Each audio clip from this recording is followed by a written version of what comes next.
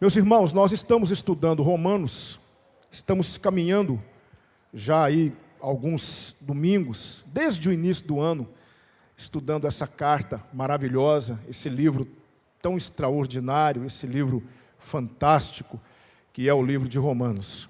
Hoje à noite nós vamos pregar para vocês a penúltima mensagem da série sobre o fim dos tempos.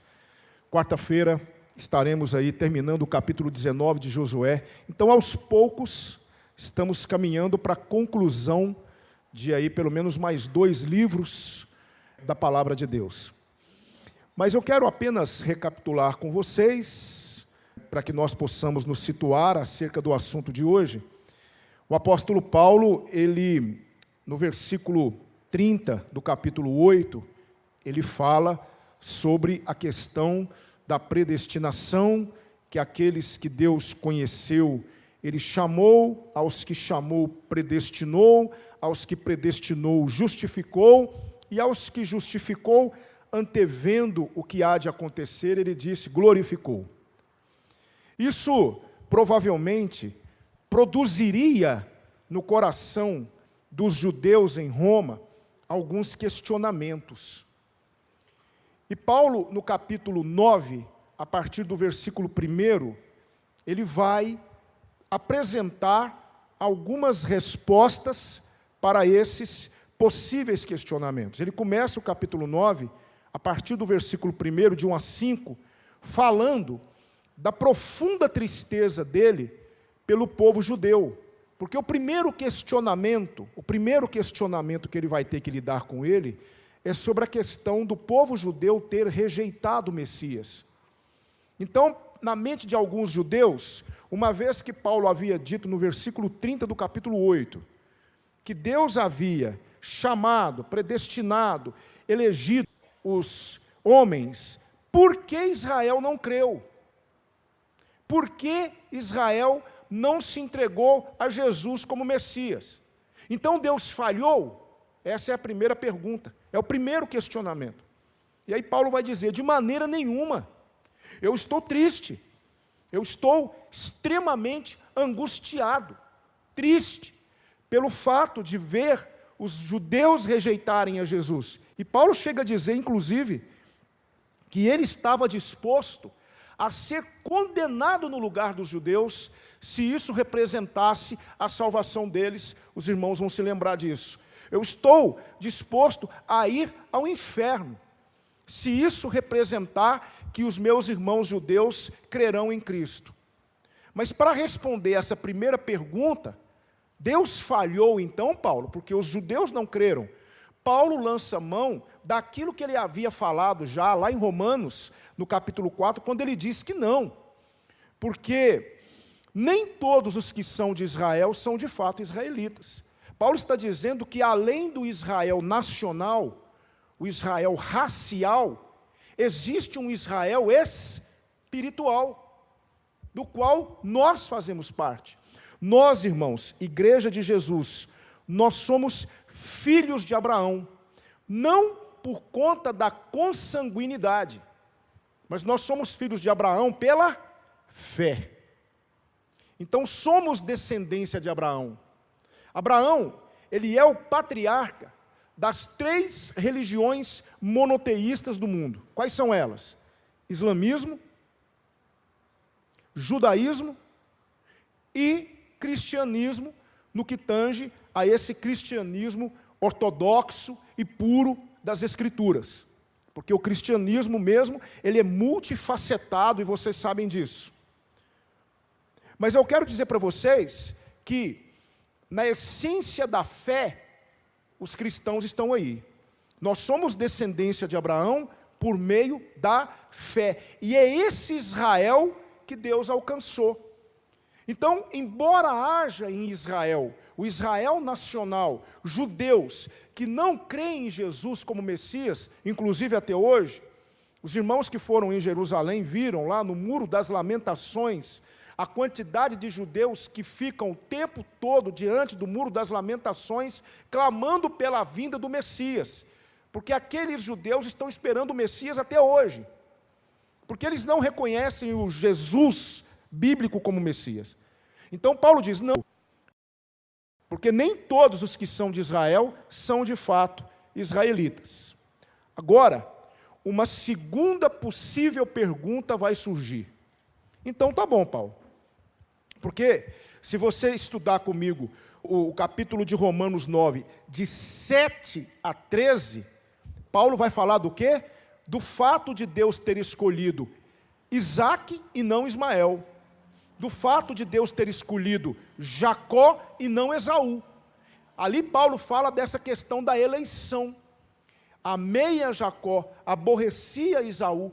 Essa questão que nós batistas cremos, porque nós cremos na eleição. Embora haja para os batistas alguns questionamentos sobre como, de que maneira, como Deus faz isso, e nós temos que reconhecer, assim como a irmã Ragna disse, que a nossa mente é muito pequena para entender os propósitos de Deus, mas nós cremos, há uma eleição, ali em Romanos capítulo 9, de 7 a 13, isso então, levaria os judeus então a fazer uma outra pergunta. Qual é a pergunta? Então Deus é injusto? Porque Deus escolhe um e não escolhe o outro? Se você disse que não, que Deus não falhou com Israel, porque Ele escolheu personagens, escolheu almas ao longo da história para compor o Israel espiritual. Então Deus é injusto, Paulo? É a segunda pergunta que Paulo vai responder agora, nos versículos 14 a 18. E é isso que Paulo está aqui dizendo para nós. Veja só. Que diremos, pois? Que há injustiça da parte de Deus? Por eleger uns e não eleger outros? Por escolher uns e não outros? Existe injustiça da parte de Deus? E Paulo vai dizer, de maneira nenhuma. E aí Paulo vai lançar mão para justificar a sua resposta. Ele vai lançar mão de dois textos que estão no Antigo Testamento. Ele vai falar de dois textos. O primeiro texto está em Êxodo, no capítulo 33, versículo 19. O que é que está acontecendo em Êxodo? Moisés havia ido para o Monte Sinai, ficou lá muito tempo, cerca de 40 dias, recebendo a lei de Deus. Deus passando toda a lei, toda a legislação para o povo de Israel no Monte Sinai, escrevendo nas tábuas os mandamentos da lei de Deus. O povo de Israel estava lá embaixo, sem saber o que havia acontecido com Moisés. E eles então chamam Arão, o sacerdote, irmão de Moisés, e forçam a Arão para que Arão construísse um bezerro de ouro. Por que um bezerro? Porque aquele povo, quando saiu do Egito, a Bíblia diz que saiu com eles uma grande mistura de gente. Então não foram apenas judeus que saíram do Egito. Provavelmente também muitos egípcios, por temerem a Deus naquela conjuntura, também saíram com o povo de Israel do Egito.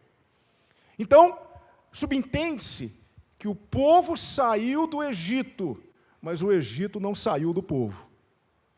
E lá no deserto, quando eles querem, por quê? Eles conviveram mais de 400 anos vendo as divindades egípcias. Os egípcios tinham um panteão enorme de deuses.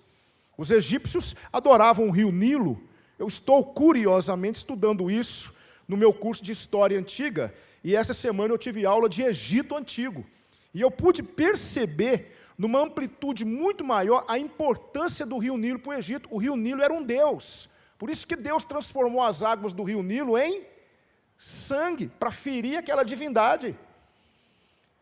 E outro que era considerado um deus no Egito, era a deusa Apis, que era uma mulher com cabeça de touro. Então o gado também era adorado no Egito, por isso que Deus matou o gado dos egípcios, para ferir a divindade Apis. Então no deserto, aqueles egípcios acostumados a vida toda com deuses visíveis, pedem a Arão para que ele construísse um bezerro, porque no Egito o boi, o bezerro era adorado. E eles dizem que foi aquele Deus que os tirou do Egito. E ali é proclamada uma festa ao Senhor. Eles então essa festa, não pense você que é uma festa de danças e comida, com bebida. Não, foi uma orgia mesmo, sexual, porque era assim que aconteciam as festas no Egito, em honra aos deuses pagãos. Quando Moisés está descendo do monte, Deus diz para Moisés: desce porque o povo corrompeu. E ele desce com as tábuas e vê o povo naquela promiscuidade, naquela idolatria. O que Moisés faz? Ele quebra a aliança, porque o povo havia quebrado a aliança com Deus. Ele joga aquelas tábuas no chão e quebra. Cobra de Arão: Arão, o que foi que esse povo fez com você, para que você trouxesse sobre ele tamanho pecado? E Arão, de alguma forma, tentando se esquivar da responsabilidade: não, você sabe que esse povo é um povo difícil, um povo propenso para o mal, e eles trouxeram para mim os pingentes, os anéis, e eu joguei no fogo, e saiu esse bezerro. Arão falou assim. E então Moisés pegou aquele bezerro, diz a Bíblia que ele moeu, colocou na água, mandou o povo beber. Muitos morreram naquele dia. Quem é do Senhor, passe para o meu lado e mate cada um seu amigo, seu irmão, seu parente, não tenham misericórdia. Morreu muita gente naquele dia. Aí, o Senhor havia deliberado não seguir mais com o povo. Eu não vou seguir no meio de vocês, porque se eu seguir com vocês, eu vou consumir vocês. Então Moisés intercede pelo povo. Moisés ora a Deus pelo povo. Moisés, o intercessor, pede a Deus que perdoe o pecado do povo. E ele faz um pedido ousado para Deus: mostre-me sua glória. E Deus diz assim: farei passar toda a minha bondade diante de você. E aí o Senhor disse isso para Moisés. Mas escute uma coisa, Moisés. Ele disse isso: terei misericórdia de quem me aprouver ter misericórdia, e compadecer-me-ei de quem me aprouver ter compaixão. Olha que texto, irmãos. Sabe o que é isso? Soberania. O Senhor está dizendo, trocando em miúdos, o seguinte: Moisés, eu vou perdoar o pecado do povo, eu vou passar diante de você toda a minha bondade, mas eu quero que você saiba de uma coisa, viu? Eu vou fazer isso porque eu quero fazer. Não há nada em vocês que me leve a fazer isso. Eu vou fazer porque eu quero fazer. Eu vou ter misericórdia, Moisés, de quem eu quiser ter misericórdia. E eu vou me compadecer de quem eu quiser me compadecer. Porque eu sou o Senhor. Essa é uma decisão unicamente minha. Por isso que Paulo, ele antevê essa pergunta: então Deus é injusto? Paulo diz: não, Deus não é injusto em eleger, Deus não é injusto em escolher. Sabe por que não é, irmãos? E agora eu vou trazer para você uma resposta, e daqui a pouco nós vamos ter mais uma aqui. Porque Deus não tem obrigação de me perdoar, de ter misericórdia para comigo. Não tem. Para dizer uma coisa para vocês, e eu já falei isso outras vezes, e o Senhor sempre está trazendo isso à tona. Eu digo para vocês: não somos merecedores da graça e nem da misericórdia e nem do amor e nem do perdão de Deus. Se tem algo que nós merecemos como pecadores que somos, e Paulo falou sério, lá em Romanos capítulo 6, 23, o que ele diz? O salário do pecado é a morte. Deus não brincou quando disse isso. O Espírito Santo não brincou quando colocou isso no coração de Paulo para que ele escrevesse.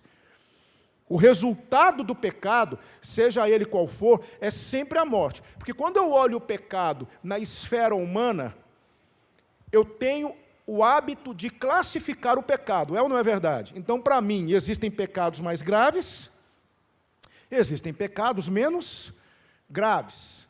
Matar uma pessoa é um tipo de pecado, falar algo contra ela é outro.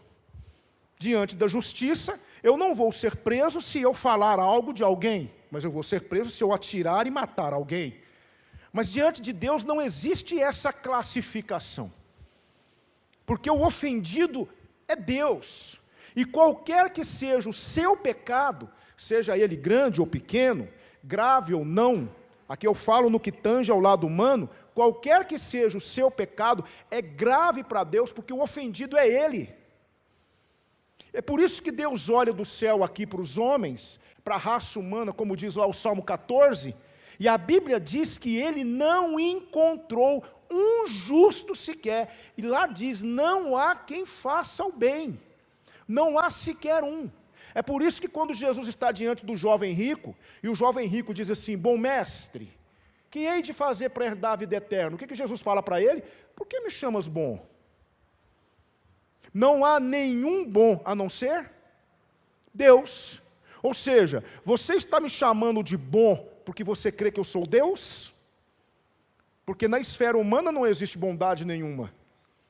Aos olhos do Deus Santo, do Deus Todo-Poderoso, não existe um critério que condicione a nós a sua misericórdia. Então, quando Deus olha para cada um de nós, meus queridos irmãos, não há nada em nós que o leve a ter misericórdia. Esse é um ato único e deliberado de Deus. Deus tem misericórdia porque Ele quer ter misericórdia. E Ele tem misericórdia de quem Ele quer ter misericórdia. É isso que Paulo está dizendo aqui. Então Deus não é injusto. Se Deus permitir que a raça humana inteira vá para o inferno, ninguém vai dizer para Deus que não é justo, porque é isso que nós merecemos. É isso que nós merecemos. Nós merecemos ser condenados. Você acha, querido irmão, e aqui eu me incluo, você acha que nós mereceríamos mesmo estarmos aqui nesta manhã, assentados nesses bancos, recebendo esse ar aí desses ventiladores, tranquilos, em paz?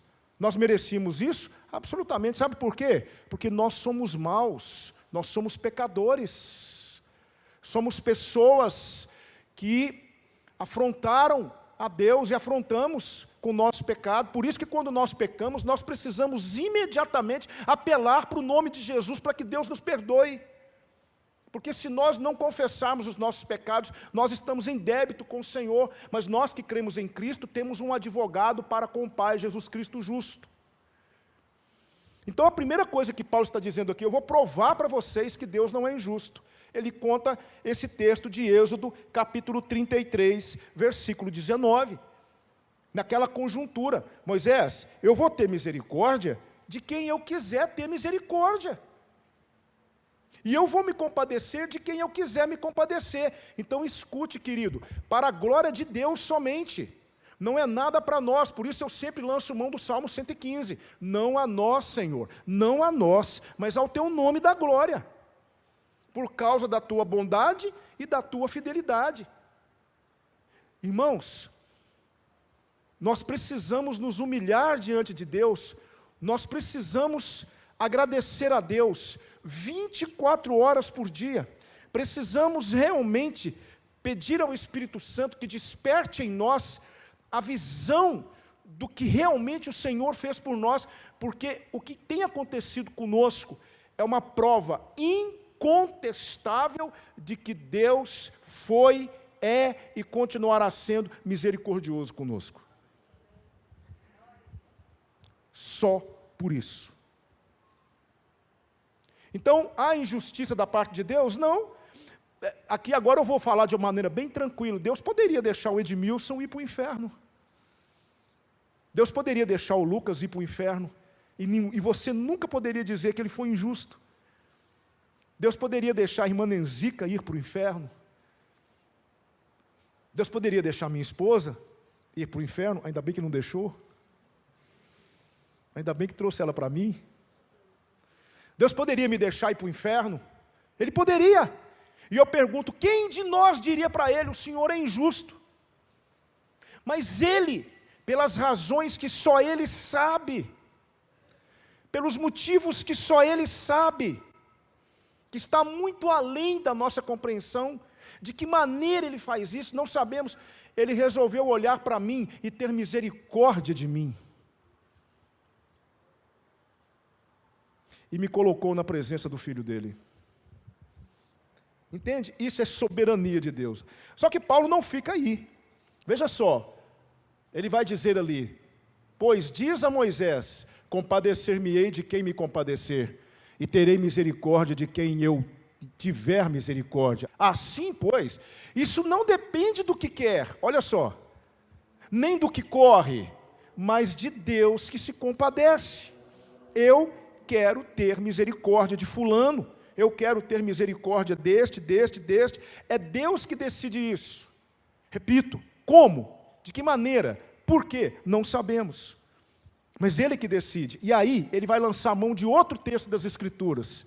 Porque diz a Escritura a Faraó, olha só, para isto mesmo te levantei, para em ti mostrar o meu poder, e para que o meu nome seja anunciado em toda a terra. Aqui, Paulo está lançando mão de Êxodo, capítulo 9, versículo 16. Faraó, por natureza, já era um homem obstinado, com o coração endurecido. Deus escolhe justamente esse homem, permite que esse homem fique. E aí o próprio Deus vai dar a resposta. Por que ele escolheu Faraó? Por quê? Veja só, para que o meu nome seja anunciado por toda a terra. Olha a soberania de Deus mais uma vez. Ele pegou aquele homem obstinado, com o coração endurecido já por natureza, colocou no trono do Egito e, lançando mão da dureza de Faraó, da dureza de coração de Faraó, Deus foi manifestando a sua glória no Egito. E ele foi realizando as suas maravilhas, e foi derramando suas pragas, ferindo, ponha isso na cabeça, cada praga que foi derramada no Egito, foi derramada com o objetivo de ferir uma divindade egípcia. Porque cada uma das 10 pragas representavam 10 divindades poderosas. Quando Deus mandou trevas, por exemplo, espessas, a Bíblia diz que eram trevas que se podiam palpar. Diz ou não diz? Deus feriu o Deus Ra. Quem é o Deus Ra? O Sol. Entende? Ele feriu a deusa Osíris. O panteão egípcio foi todo sacudido, foi todo colocado no chão por conta do poder e da majestade de Deus. E quem foi que Deus usou? O duro Faraó. Isso é soberania de Deus. Então eu quero dizer para você o seguinte, Paulo vai dizer que no versículo 18, logo pois, e não há, irmão, querido irmão, não há como contestar isso, está aqui, logo pois, compadece-se de quem quer e endurece a quem quer. Quando você lê o relato de Êxodo, você vai ver que havia momentos em que Faraó endureceu o seu coração. Então endureceu Faraó o seu coração e não deixou ir os filhos de Israel. Aí há momentos, então o Senhor endureceu o coração de Faraó. Deus chamava Moisés e falava assim, eu vou endurecer o coração de Faraó. Isso é característica de quê? De soberania. Então se Deus, escute, se Deus quiser manter um coração endurecido para manifestar nesse coração a sua glória, Ele faz isso. Ele faz isso, irmãos. Se Deus, Ele quiser manter alguém com o coração duro, e aquela pessoa está obstinada, Deus pode endurecer aquele coração ainda mais, para que o nome dele seja glorificado. Porque escute, igreja, o objetivo de tudo, absolutamente tudo, é a glória de Deus. Eu vou dizer uma coisa para você aqui agora, eu não quero que você se assuste com o que eu vou dizer. Mas Jesus Cristo veio nesse mundo, assumiu a nossa culpa, carregou os nossos pecados sobre si, Ele foi para a cruz, Ele recebeu essa missão do Pai. Lá em João capítulo 17, versículo 4, diz assim, eu te glorifiquei na terra, se eu não me engano é versículo 4, eu te glorifiquei na terra, completando a obra que me deste para realizar. Então Jesus Cristo veio nesse mundo para quê? Para cumprir a missão que o Pai lhe deu. Jesus Cristo veio para a glória de Deus. Recentemente, um líder religioso disse, numa das suas mensagens, que nós somos o centro de Jesus. Que tudo que Cristo fez, em outras palavras, Ele fez por nossa causa. Que nós somos o centro de Jesus. E isso é um erro teológico. Porque o centro de Jesus é Deus.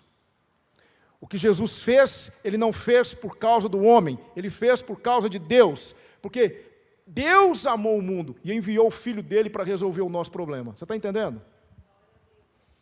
Então o que Cristo fez foi para a glória de Deus. Por isso que a palavra de Deus diz lá em Romanos capítulo 11, porque dele, por ele, para ele, são todas as coisas. Glória, pois, a ele eternamente. Amém. É tudo para a glória de Deus. Tudo é para a glória de Deus. A Bíblia diz, os céus declaram a glória de Deus, e o firmamento anuncia a obra de suas mãos. Sabe por que você existe? Paulo vai dizer isso. Você existe para a glória de Deus. 1 Coríntios 10, 31, o que ele diz? Quer comais, quer bebais, quer façais qualquer outra coisa, fazei tudo para a glória de Deus. Isso é muito bom. Sabe por que é bom ouvir isso? Porque isso quebra o nosso orgulho. Porque eu fico impressionado de ter pessoas hoje com a coragem, com a petulância de bater o pé e exigir alguma coisa de Deus. Existem pessoas que pensam assim, que têm o direito de exigir alguma coisa de Deus, que têm o direito de falar com Deus. O Senhor tem a obrigação de me abençoar. Gente, eu não sei se isso é petulância, se é imprudência, se é incredulidade, eu não sei o que é. Porque tem que ter muita coragem para falar isso com Deus.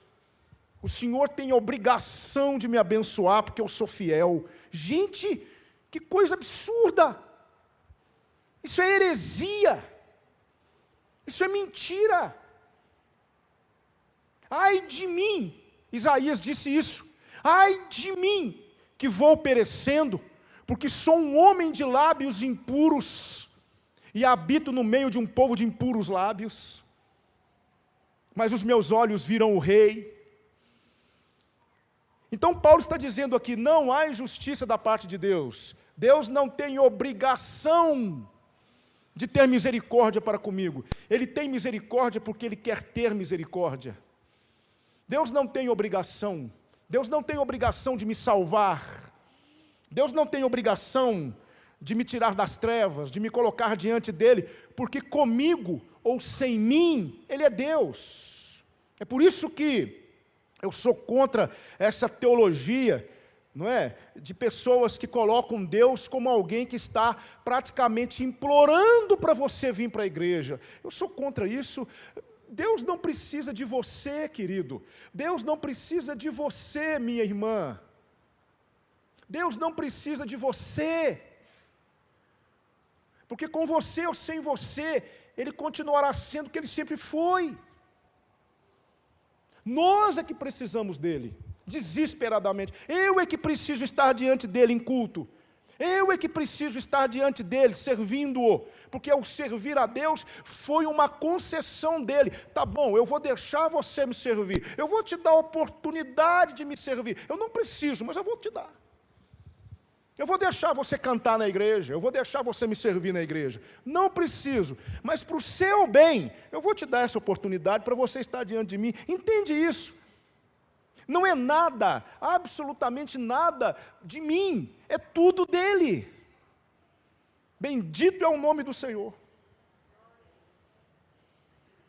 Por isso eu quero, nessa manhã, Paulo está aqui, um texto curto, e ele está mostrando que não há injustiça. Deus faz o que Ele quer fazer, porque Ele é Senhor. Repito, e vou repetir isso mais alguns domingos, não sabemos como, ou porquê, ou de que maneira. Alguns dizem que é por conta da sua graça preveniente, outros é a sua exclusiva vontade. Eu não vou entrar nesse debate, porque existem realmente proposições que geram muitas vezes discussões inúteis. Mas que está aqui claro, como a luz do dia, que Deus exerce misericórdia e compaixão para quem Ele desejar exercer, isso não é incontestável nas Escrituras. E o que é que nós temos que fazer nessa manhã? Nós temos que orar e agradecer a Deus. Senhor, obrigado porque eu estou entre aqueles que o Senhor decidiu exercer a sua misericórdia. Nós precisamos fazer isso. Eu aprendi 2 lições aqui, 2 aplicações para a nossa vida, e eu já vou encerrar a minha palavra nesta manhã. A primeira delas: sejamos humildes em reconhecer que a soberania de Deus é real e está muito acima da nossa compreensão. Muito acima. Eu confesso para vocês que não existe bacharel em teologia, não existe doutor em teologia, não existe PhD nisso, PhD naquilo, mestre nisso, mestre em divindade. Não existe nenhuma mente humana na face da terra que consiga discernir os pensamentos, as intenções do coração de Deus. A Bíblia diz: quem penetrou na mente do Senhor e foi o seu conselheiro? Quem? Quem é que pode dizer para Deus: faça dessa maneira, Deus, não faça desse jeito? Imagine se as decisões de governar o mundo estivessem nas nossas mãos. Imagine só, que tragédia que seria. Irmãos, o que nós temos de Deus, escute, o que nós temos de Deus é uma fagulha, uma pequena fagulha de Deus, mas uma pequena fagulha de Deus, que já é suficiente para colocar a nossa mente em parafuso. É ou não é verdade? Então eu não tenho que ficar perscrutando a mente de Deus, entender e fazer algumas perguntas que verdadeiramente só vão me enrolar ainda mais. A única coisa que eu tenho que fazer, com humildade, com toda humildade, me prostrar diante do Senhor e falar: Senhor, eu não entendo, eu não compreendo, sinceramente eu não consigo entender como pode essa questão sua, da soberania, mas eu me rendo e eu recebo a sua graça, a sua misericórdia. Eu entendo que eu não consigo compreender, mas eu confio no Senhor e sei que o Senhor está fazendo aquilo que deve ser feito. Essa é a primeira questão. A segunda lição que eu aprendo aqui é que nós devemos ser gratos a Deus por sua misericórdia e compaixão para conosco. Nós agradecemos a Deus por muitas coisas. Agradecemos a Deus porque Deus tem nos abençoado muito, mas vamos agradecer também: Senhor, obrigado. Obrigado pela sua compaixão, obrigado pela sua misericórdia. Eu não sei por que o Senhor foi misericordioso, o Senhor foi compassivo comigo, eu não sei, porque eu não mereço, mas o Senhor foi, e eu me entrego, eu me rendo, eu quero te servir, porque o Senhor não tinha obrigação nenhuma de fazer isso, mas o Senhor fez. Entende, irmãos? Tem uma frase de A.W. Pink, e eu termino: a doutrina da soberania de Deus atribui a Deus, Pai, Filho e Espírito Santo, a glória que lhe é devida, colocando a criatura no correto lugar diante dele, no pó. Eu me humilho diante do Senhor nessa manhã, e reconheço que eu não entendo, mas eu creio que Deus é soberano. Vamos orar?